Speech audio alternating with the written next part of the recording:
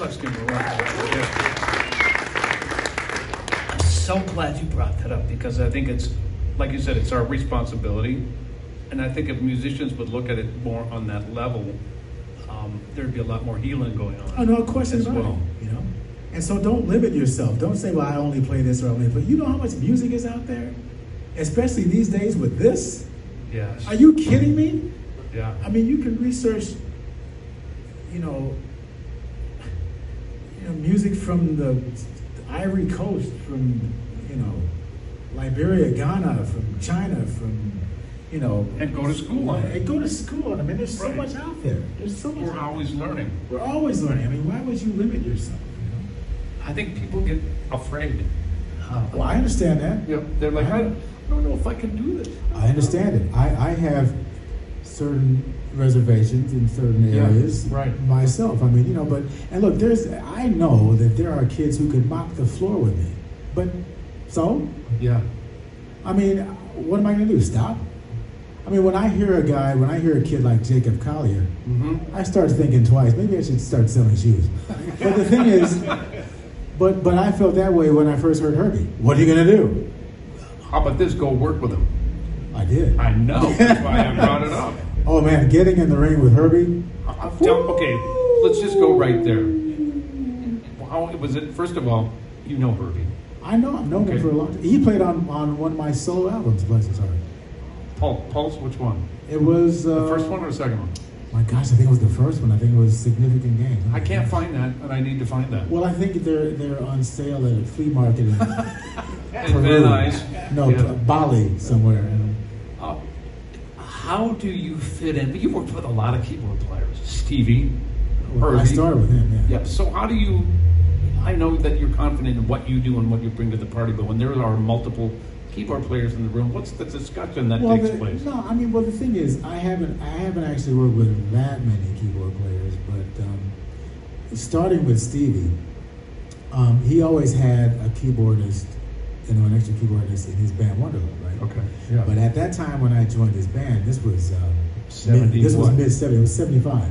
So it was mid-70s. So the thing was, and you know, Steve was obviously huge, flaming hot, you know, and he was working on a little thing called Songs in the Key of Life. Yeah.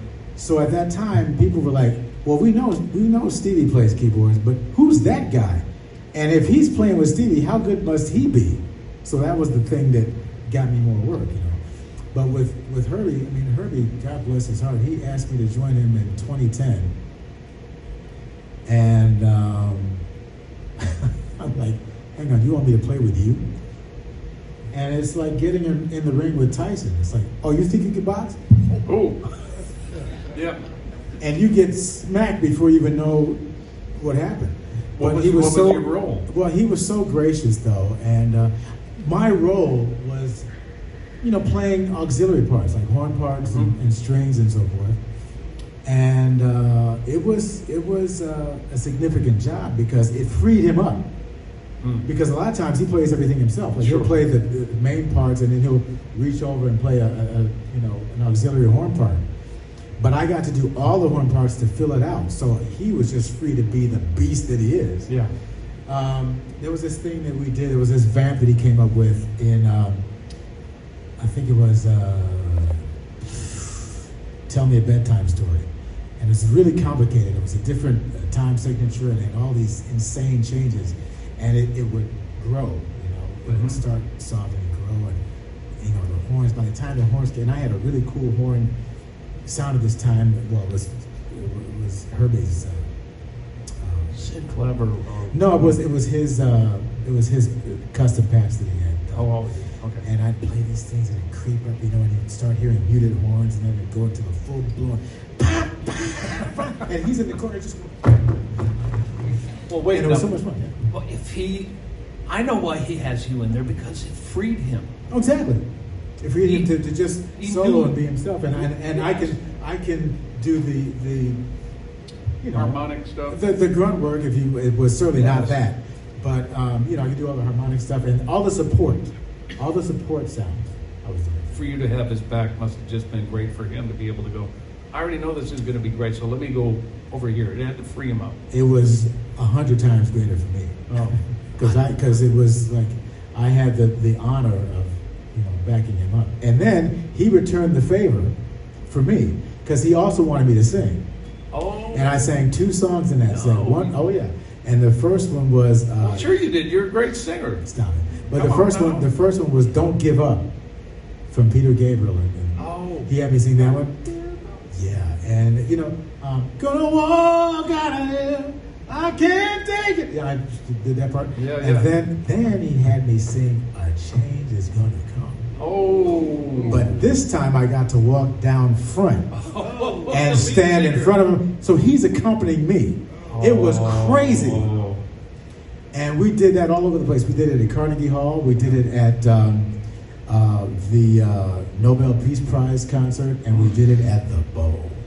You did? We did it at the Hollywood Bowl. Is the Bowl special for you? Always. Yeah. Always. Is it more special than Madison Square or? Yeah, because it's my Madison Square. I hear you. You know what I'm saying? I mean, I've done both many times, and I've had incredibly special times at the Garden too. One of them was the 30th anniversary show with the Jacksons. Okay. And one of those shows was the night before 9/11. No. Because we taped 2 shows. The second show was September 10th. Oh, man. Oh, yeah. And it's crazy. Well, when you hear those words and what those words mean to us today, that song is prevalent now. He's talking about love's in need of love today. Yeah. Whoa. And then, back then, now, when he wrote it, it's probably one of the most important lyric songs, and the way he composed that, the chord changes and all that will change your life. It's an anthem. It should. Yeah, absolutely. Tell me about Misha Kotler. Come on, I want to go all the way back. You're going all the way back. I do. I want to know, because it's important for these guys to know of how you became who you are today. Well, Misha Kotler was a very significant part of that. I'm originally from Detroit, which is Minneapolis' neighbor. That's true. And growing up, I started playing by ear around, I think 2 or 3, something like that. Mm-hmm. And when my mom realized that I was pretty serious about this, and she got me my own piano. Now listen, it is my dream to do a documentary. I'm telling you all first. And if that happens, you will get the entire story. Mm-hmm. That and about another 999,000 other ones that I have. It's going to be, if this ever happens, this is going to be a long documentary, because it's been an unbelievable life. Yeah. But I'll try to give you the abridged version. Ricky Lawson, dear friend of mine, drummer, also from Detroit, of course. He was first asked to audition.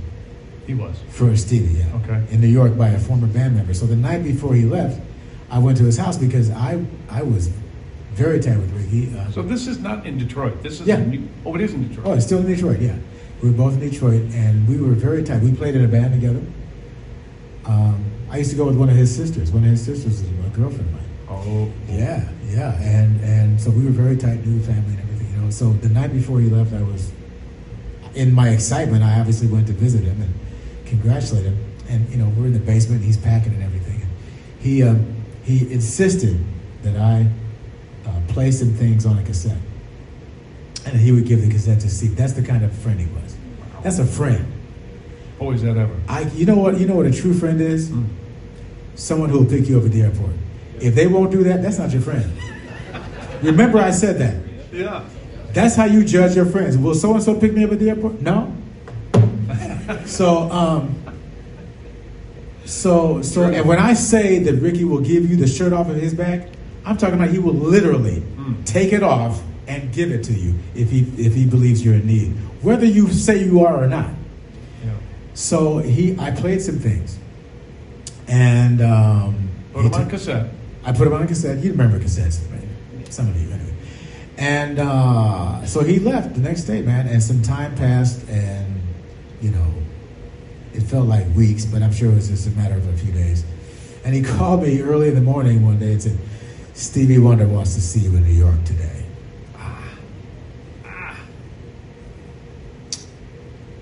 do. So I'm flying around the house getting my stuff together. You know, my mom was like, "What is the matter with you, boy?" I said, so she said, "Okay, just make sure you have clean underwear." Thank you, Mom. Because, you know, you could be dying in the middle of the street getting hit by a bus. All they want to know is, are there any tracks? They don't care about what, you know. So I go to New York and I get settled at the hotel. I go to the original Hit Factory, right? Mm-hmm. And you know how it is. You go in off the street, and there's only one way to go in and out. And it's a rickety elevator, you know. It takes you up to the thing, you know, and when the elevator opens up, there's a monitor to show you from the control room who's going in and out. So I'm sitting there on pins and my sphincter is really tight right now because I'm really just trying to hold it all together. I'm really trying to be cool. I'm trying because I'm in the studio and I'm about to meet the man of my dreams, and I'm really trying to hold it together. And you know, the people aren't hearing this, but in my head I'm going, just really trying to stay together, please. So I'm sitting there making small talk with the engineers, and hours go by, man. And all of a sudden, man, here. Stevie walking in.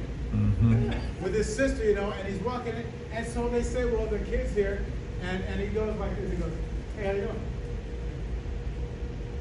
That single handshake changed my life. I got to tell them because the people who say that again on the mic. That single handshake changed my life. So we're making small talk, and at one point he decided to, you know, really see how much I had it together. So he said, "Right, see if you can follow along with this." And he played one of his unreleased songs. Okay. So I'm trying to keep up. I'm like, okay. So that was that night, and then the next day was more of the formal audition. And before I go on, I know some of y'all are recording this. Don't share it, okay? Because this is for you. Because in a minute, if this keeps being shared, I won't need to do a documentary because everything's good. Well, what's the point? I've seen it already. So I'm going to trust you on that, right? All right? Yeah? All right? All right? You too. Yes. I'm asking you. All right. So the next day was more of the formal audition. And I met this cast of characters called Wonder Love, including Michael Cimbello. Oh yeah. Michael. Nathan East. No, not Nathan East. I'm sorry. The other Nathan Right. Watts. Yes. Also from Detroit. One of my faves of all time. On bass. Raymond Pounds on drums. And a very feisty Niecy Williams. Really? Yeah, she came up to me at one point and pissed me on the butt. Oh, thank you, Niecy. Thank you, Niecy. And, you know, they were just all so amazing, you know, amazing musicians. And so 1 minute in Detroit, next minute.